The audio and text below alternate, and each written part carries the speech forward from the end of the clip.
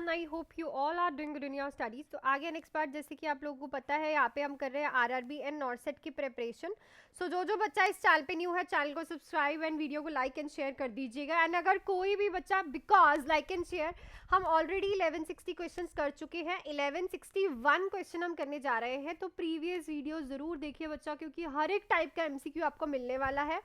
And अगर कोई भी बच्चा आरआरबी के लिए बैचेस ज्वाइन करना चाहता है तो इस नंबर पे कॉल या फिर मैसेज करके आज ही आप कोई भी बैच ज्वाइन कर सकते हो। 2 बैचेस है मेरे पास, एक है 1499 का बैच। सो 15 के हम क्रॉस कर चुके हैं, 15,000 फैमिली सब्सक्राइबर्स हमारे इस चैनल पे बन गए हैं। Thank you so much for your love and support. तो इसी ऑफर पे हम इसको बैच को 1399 का चल रहा है, और जो मेरा 2499 का बैच था वो ऑफर पे 2399 का हो गया है। तो आप ये आज ही ज्वाइन कर सकते हो। ये बैच उन बच्चों के लिए है जिनका बेसिक क्लियर है। हम करेंगे important topic, MCQ classes, test series, doubt classes and previous year paper. और ये बैच उन बच्चों के लिए है जिनको बेसिक से स्टार्ट करना है। बच्चे एनाटॉमी प्लस फिजियोलॉजी करेंगे, थ्योरी करेंगे, ठीक है, इंपॉर्टेंट टॉपिक्स करेंगे, सारे के सारे एमसीक्यू क्लासेस रहेंगी, test series, doubt classes, previous year paper.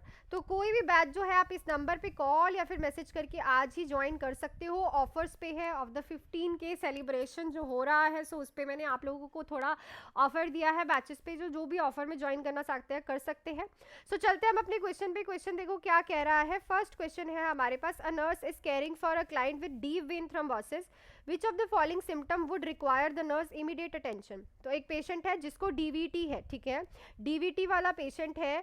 इसमें से कौन सा सिम्टम जो है पेशेंट का इमीडिएट अटेंशन नर्स की रिक्वायर करता है। टेम्परेचर है 102 degree Fahrenheit, blood pressure 90/50, respiratory rate of 32, pulse rate है 98 बीट्स पर मिनट। तो अगर आप ध्यान से इस क्वेश्चन को देखो तो डीवीटी की अगर आपने कॉम्प्लिकेशन कभी भी याद रखी हो तो डीवीटी की जो कॉम्प्लिकेशन होती है इज अ एम्ब्योलाई, ठीक है बच्चा। एम्ब्योलाई का क्या देखने को मिलेगा? ऑब्वियसली रेस्पिरेटरी रेट में फ्लक्चुएशन देखने को मिलेगी। पेशेंट को हमें क्या देखने को मिलेगा? टैकीकार्डिया देखने को मिलेगा, ठीक है। और डीवीटी की कॉम्प्लिकेशन है, सो एयर एम्बुलाई जब भी बनेगा तो वो पल्मोनरी एम्बुलस बन के टैकीकार्डिया क्रिएट करेगा। पेशेंट को डिस्पनिया होगा, डिफिकल्टी इन ब्रीदिंग, जिसकी वजह से उसका रेस्पिरेशन जो है वो इंक्रीज होगा। तो 32 रेस्पिरेटरी रेट जो अगर हमें पेशेंट में देखने को मिलता है तो ये इमीडिएट एक्शन रिक्वायर करता है। नेक्स्ट है, which immunoglobin can cross the placenta and can provide passive immunity to the newborn. So इसमें से कौन सा इम्यूनोग्लोबिन जो है प्लेसेंटा को क्रॉस करता है और न्यूबॉर्न को पैसिव इम्यूनिटी प्रोवाइड करता है? ऑप्शन है IgG, IgE, IgM, IgA. So obviously it's IgG, most abundant immunoglobulin है, ठीक है। और यही प्लेसेंटा को क्रॉस करके बच्चे को इम्यूनिटी प्रोवाइड करता है। और मोस्टली ये कब प्लेसेंटा को क्रॉस करता है? बाय 3rd ट्राइमेस्टर, ठीक है, ये लिख लेना, 3rd ट्राइमेस्टर में क्रॉस करता है।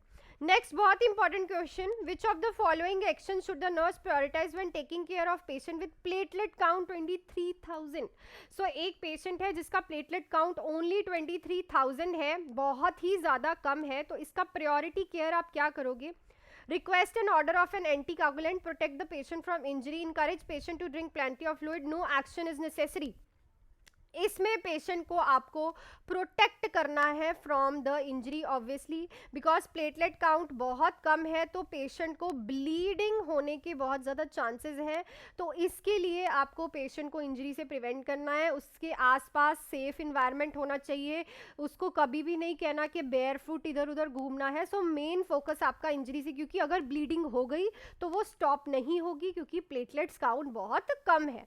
Next है, the nurse should instruct a patient who has diagnosis of folic acid deficiency anemia to increase intake of which of the following food। तो आप पेशेंट को क्या चीज़ लेने के लिए बोलोगे अगर उसे फॉलिक एसिड डेफिशिएंसी एनीमिया है, कि वो किस चीज़ का इंटेक ज़्यादा करे? Diary products, green leafy vegetables, citrus fruits, या फिर fish and poetry. So obviously green leafy vegetables में उसे आयरन भी मिलेगा, फॉलिक एसिड भी मिलेगा। सो अभी फॉलिक एसिड डेफिशिएंसी एनीमिया है उसे, तो ये हम उसे बोलेंगे इंक्रीज करने के लिए, ताकि उसकी बॉडी में जो फॉलिक एसिड है, आयरन है, एनीमिया जो हो रहा है वो ठीक हो जाए। नेक्स्ट है which of the following is not a precipitating factor related to pain crisis in a child with sickle cell anaemia. So अगर जो आपके पास चाइल्ड है वो सिकल सेल एनीमिया वाला है, सो इनमें से कौन सा फैक्टर जो है पेन क्राइसिस का नहीं है, ठीक है ना। सिकल सेल एनीमिया क्या होता है, जो सेल्स हैं नॉर्मल शेप से सिकल साइज की हो जाते हैं। बहुत इंपॉर्टेंट टॉपिक है हमारे इंपॉर्टेंट टॉपिक बैच में, हम ये टॉपिक इलैबोरेशन में करा रही हूँ मैं। प्रेसिपिटेटिंग फैक्टर कौन सा नहीं है, stress, trauma, infection, fluid overload. So obviously fluid overload जो है इसका प्रेसिपिटेटिंग फैक्टर नहीं है, बल्कि अगर किसी को सिकल सेल एनीमिया होके पेन क्राइसिस होता है तो हम उसे हाइड्रेशन मेंटेन करते हैं उसकी, ठीक है ना। कभी कभी पेशेंट की हाइड्रेशन मेंटेन नहीं होती, इसलिए भी उसको सिकल सेल क्राइसिस होते हैं। सो ये जो है उसका फैक्टर नहीं है। फ्लूइड ओवरलोड जो है उसका ट्रीटमेंट होता है, हमें पेशेंट को हाइड्रेट रखना होता है। स्ट्रेस भी उसका है, पेन क्राइसिस हो सकता है, ट्रॉमा भी और इन्फेक्शन भी, ठीक है। सो ये उसका फैक्टर हो सकता है कि पेशेंट को पेन क्राइसिस हो जाए सिकल सेल एनीमिया वाले को, but fluid overload is not a factor. So next question पे चलने से पहले, सो 15 की सेलिब्रेशंस पे आज लगे हैं ऑफर्स ऑन द बैचेस। तो आप इस नंबर पे कॉल या फिर मैसेज करके मेरे से बात करके आज ही नर्सिंग एग्जाम कंटेंट एकेडमी को ज्वाइन कर सकते हैं। हर एक तरह का लाइव एंड रिकॉर्डेड लेक्चर आपको मिलेगा। सो मेरे साथ आप क्लासेस लगा सकते हैं, जिसमें 1500 का बैच आज ऑफर में 1399 का हो गया है, एंड 2499 का बैच जो है वो 2399 का हो गया है। सो ये बैच उन बच्चों के लिए है जिनका बेसिक क्लियर है, वेलकम है आपका, आप ज्वाइन कर सकते हो। इंपॉर्टेंट टॉपिक मिलेंगे आपको, MCQs, test series, doubt classes and previous year paper. और ये बैच उन बच्चों के लिए है जिनको अभी बेसिक क्लियर करना है, जीरो से हीरो की तरफ जाना है। सो हम सबसे पहले anatomy and physiology, then theory, important topic, MCQs, test series, doubt classes and previous year paper करेंगे। सो कोई भी बैच जो है आप मेरे साथ आज ही जुड़ सकते हैं इस नंबर पर कॉल या फिर मैसेज करके 15K की सेलिब्रेशन में ऑफर्स के साथ, ठीक है। सो चलते हैं हम अपने नेक्स्ट क्वेश्चन में। सो क्वेश्चन देखो आपका क्या कह रहा है, nurse highest priority for a client who has return to the nursing unit after nephrectomy is. तो अगर हाईएस्ट प्रायोरिटी नर्स के लिए क्या रहेगी, अगर पेशेंट नेफ्रेक्टमी वाला है और नेफ्रेक्टमी के बाद वो आया है यूनिट में, ठीक है, वार्ड में। Early urine output, temperature, able to turn side to side, able to sip clear water. So obviously early urine temperature आपको, यूरिन आउटपुट सॉरी देखनी पड़ेगी, क्योंकि ऑब्वियसली पेशेंट की नेफ्रेक्टमी हुई है। अगर नेफ्रेक्टमी हुई है और यूरिन प्रॉपर्ली फॉर्म नहीं हो रहा तो इट मीन्स ऑपरेशन में कोई कॉम्प्लिकेशन आई है। नेक्स्ट है, what is a priority nursing care to a client at with severe hyperthyroidism. तो पेशेंट हाइपरथायराइडिज्म का है, प्रायोरिटी नर्सिंग केयर क्या रहेगी। हाइपरथायराइडिज्म में क्या होता है, T3 एंड T4 का लेवल जो है इंक्रीज हो जाता है, ये हार्मोन ज़्यादा रिलीज होते हैं बाय द थायराइड ग्लैंड। तो आपकी प्रायोरिटी क्या रहेगी, assess for a recent emotional trauma, provide calm non stimulating environment, provide diversional activity, encourage range of motion. So ये पेशेंट जो है ना बहुत ज़्यादा पैल्पिटेशंस होती हैं, इसको बहुत ज़्यादा नर्वस होता है, बहुत ही ज़्यादा ये पेशेंट एंग्जाइटी में रहता है। सो इस पेशेंट को हमें हमेशा provide calm and according to the options हमें जो करना है दैट इज ऑप्शन नंबर 2, ठीक है। हाइपरथायराइडिज्म में डाइजेशन मेटाबॉलिज्म बहुत तेज होता है, पेशेंट एंग्जाइटी में रहता है, पेशेंट हर टाइम स्ट्रेस में रहता है, पेशेंट हर टाइम पाल्पेशंस होती हैं उसे, ठीक है। और ये पेशेंट की बॉडी जो है बहुत हीट सेंसिटिव होती है, क्योंकि बार बार मेटाबॉलिज्म डाइजेशन होने की वजह से बॉडी में हीट जनरेट होती है। तो बहुत ही अच्छा इलेबोरेशन वाला टॉपिक है, बहुत ही ज़्यादा अच्छा इंपॉर्टेंट है। सो जो इंपॉर्टेंट रहेगा इसमें से, इन ऑप्शंस में से हमें उसे काम and non stimulating environment provide करना है। नेक्स्ट है, patient teaching about a diabetic foot care should include the need for. तो पेशेंट है, डायबिटिक फुट केयर के बारे में आप उसे टीच कर रहे हो, तो आप उसको क्या बोलोगे, rub feet with alcohol to toughen skin, use a heating pad to warm feet, inspect feet daily for cracks और cut, disinfect scissors before removing calluses. तो ऑब्वियसली रेगुलरली उसे अपने फीट को क्या करना है, इंस्पेक्ट करना है। क्या होता है डायबिटिक फुट वाले पेशेंट में कि जो नर्व्स हैं उनकी जो सेंसेस है वो बिल्कुल कम हो जाती है।